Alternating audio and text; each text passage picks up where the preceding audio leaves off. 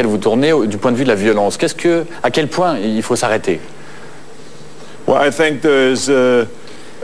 il me semble qu'il y a la violence gratuite d'abord, et ça, c'est une violence qui est faite juste pour la violence. Et ça, je n'aime pas ça du tout. J'aime pas en avoir dans mes films.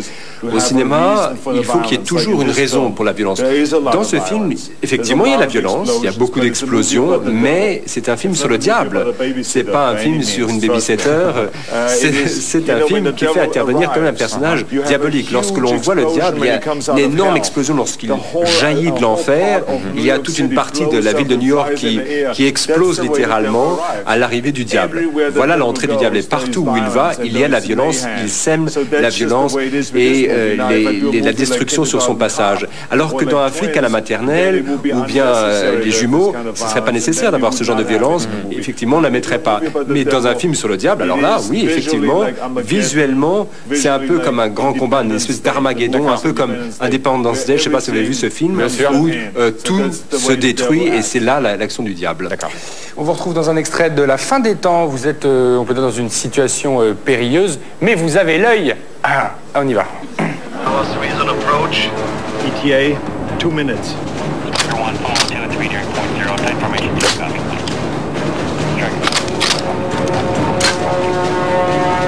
Air 1, make a final sweep.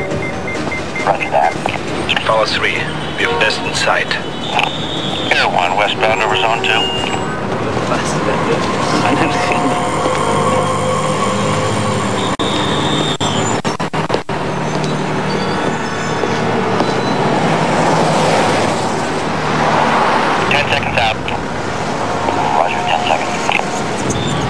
Follow 3, we have arrived.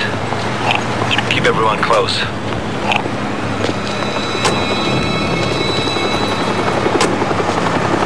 Be exposed. Roger.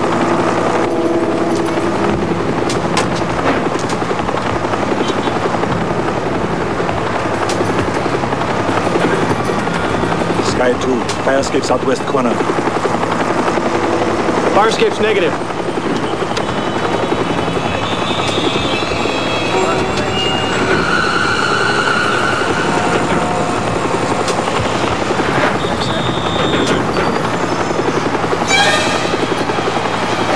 You're wrong! Shoot up! Get back! Get back! Get in the car!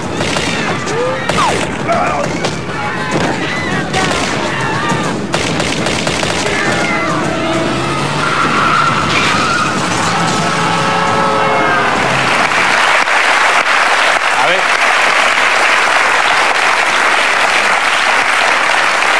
Voilà, ça c'était un extrait de La fin des temps. Alors, aux États-Unis, il y a Arnold Schwarzenegger. Et nous, en France, vous allez comprendre pourquoi je dis ça, on fait avec ce qu'on peut, avec ce qu'on a. Voici un peu le cousin français de Terminator. C'est tout ce qu'on a trouvé. On regarde tout de suite la bande-annonce. Prochainement.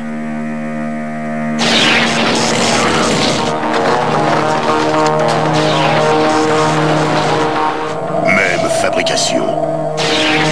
Moitié homme, moitié machine. Même modèle. C'est un cyborg. Tes vêtements.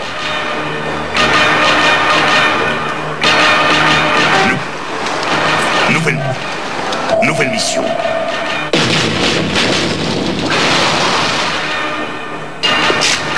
Retrouver encore quelqu'un. Vous êtes Sarah Connor. Ça dépend.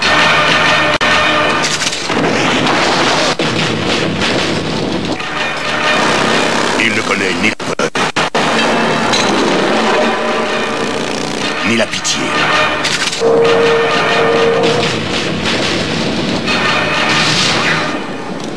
Rien au monde ne peut l'arrêtera. Rien. Sauf peut-être l'amour.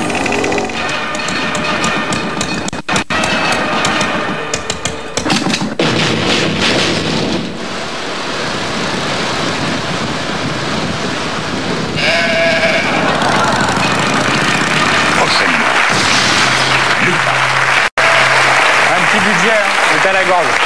Merci à Bruno Pinet, à son équipe pour les images et merci aussi aux moutons qui avaient vraiment rien demandé. Alors, Frédéric Benudis est là. C'est un de ces trucs rapides, on voit le sens de l'humour des Français. Hein. Cette parodie, c'était absolument génial. Pour moi, c'était fantastique. Ça me fait rire rien qu'à voir ce genre de choses. Je trouve ça génial. Eh ben, merci. Alors, Frédéric Benudis est donc là, et c'est l'un de vos grands fans, et il est venu avec deux petites cassettes sous le bras qui vous concernent. On va revenir un petit peu sur votre passé avec l'ami Fred. Ouais, on va faire un petit retour historique. Après l'Autriche et l'Allemagne, vous avez débarqué aux États-Unis, c'était en 68. La légende dit que vous aviez seulement 17 $ en poche, si je ne me trompe pas, c'est la légende en tout cas. Alors, en 70, vous tournez à 23 ans votre premier film, ça s'appelait Hercule à New York. Alors, pour ceux qui ne se rappellent pas l'histoire, Hercule, il s'ennuyait, le dieu Hercule s'ennuyait dans l'Olympe. Du coup, il descend à New York, il arrive à New York. On a eu un peu de mal à retrouver ces images. C'était il y a 30 ans, elles sont un petit peu abîmées. Grand souvenir, Hercule, votre premier film. On y retourne.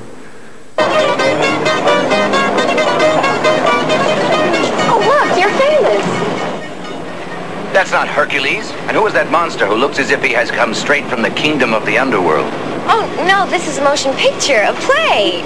Really, you mustn't take yourself so seriously. It doesn't even look like me. Look. What are you doing? Oh, wow.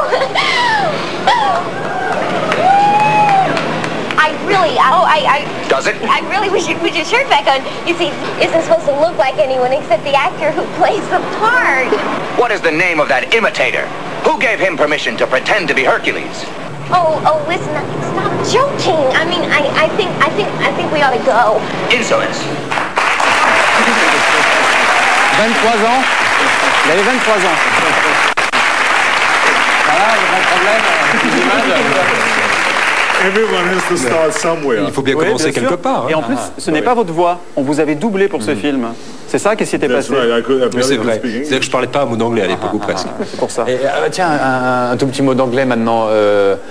On va pas parler d'Hercule, mais vous avez des ambitions politiques, paraît-il, aux États-Unis. Vous en êtes où de ça? C'est-à-dire qu'on en parle beaucoup dans la presse, on raconte que, en raison de mon activité, disons, dans la société, j'aide beaucoup les gens qui ont besoin d'aide. J'ai, par exemple, les Jeux Olympiques spéciaux, je joue un rôle de formateur, je vais également dans les banlieues en difficulté aux États-Unis, j'aide les jeunes qui n'ont pas d'éducation, qui n'ont pas d'ordinateur à la maison. Donc on a créé un jeu justement pour les cités, avec des programmes informatiques, également un programme d'aide à la création d'entreprises, des programmes d'éducation. Donc j'ai beaucoup d'activités sociales pour les gens qui sont dans le besoin. Et alors on se dit, ah, voilà quelqu'un qui un jour va essayer, va briguer un poste, le poste par exemple de gouverneur de Californie. C'est ce qu'on raconte par exemple. Donc pour l'instant, je n'ai pas d'ambition de briguer quelques mandats que ce soit. Plus tard, je ne sais pas. Mais pour l'instant, je m'en tiens là avec ce que j'ai. Je suis bien content du cinéma et puis j'aime bien amuser le monde autour de moi. Mais plus tard, on ne sait pas. Voilà. Peut-être exactement.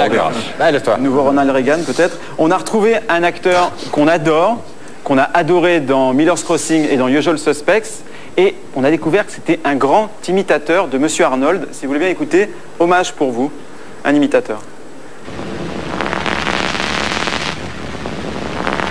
For the first day that I went there, we were introduced, and the director said, "Gabriel, this is Arnold. Arnold, this is Gabriel."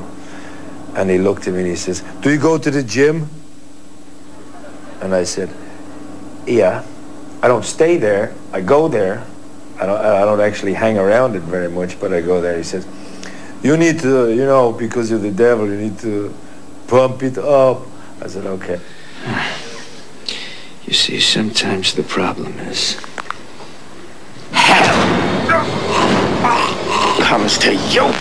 In the scene in the movie where I have to take Arnold, I then lift him off the ground with one hand. When it came to do the scene, I couldn't even get my hand around his neck because his neck is so big. I told my son, you know, that I was doing this, and I get to lift Arnold off the ground, throw him through a window. And my son, who's 10 years of age, said, "Yeah, well, Dad, that's obviously special effects." You better watch it here in Paris, you know. You're not the king of Paris, you know, Arnold Schwarzenegger.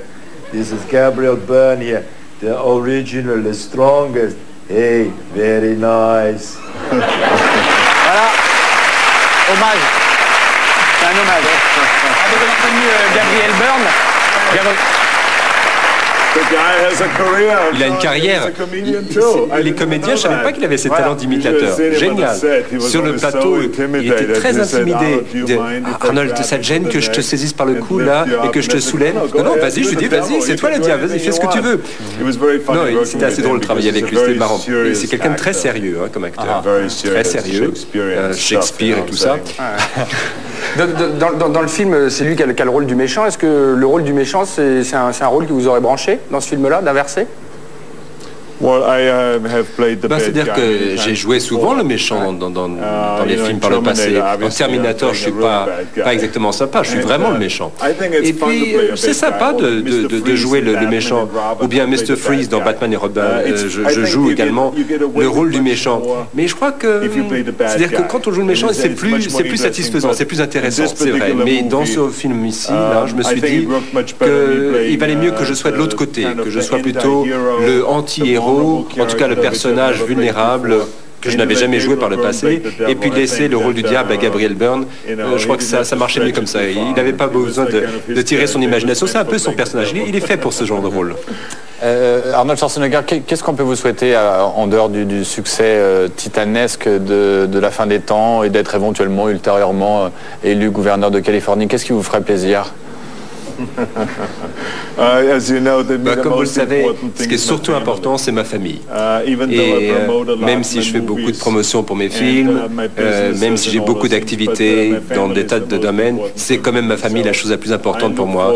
Et donc ce que je souhaite, c'est que chaque minute que je peux passer avec ma famille, je puisse la consacrer avec mes 4 enfants. Chaque minute que je peux passer avec ma femme, c'est ça que je chéris, c'est ça les moments les plus précieux qui est dans ma vie. Donc c'est surtout ça que l'on peut me souhaiter. Merci beaucoup. Merci d'avoir été notre invité. Merci beaucoup. C'était Arnold Schwarzenegger. Merci à vous. Le 15 décembre, donc, la fin des temps. Merci, allez le voir. Merci, Fred. Il est temps de retrouver le journal des sports, Nagui et tous ses invités. Et on peut une nouvelle fois applaudir, mesdames, messieurs, Arnold Schwarzenegger. Merci beaucoup.